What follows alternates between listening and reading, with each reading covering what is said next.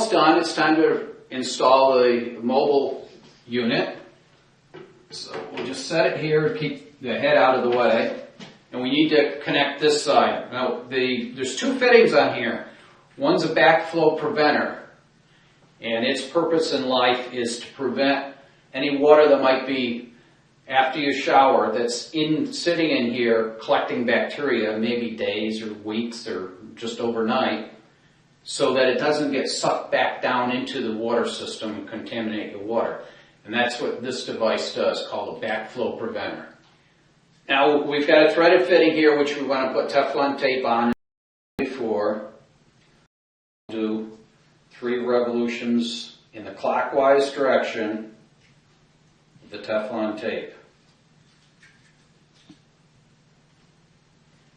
And careful not to have it fall into the water flow area.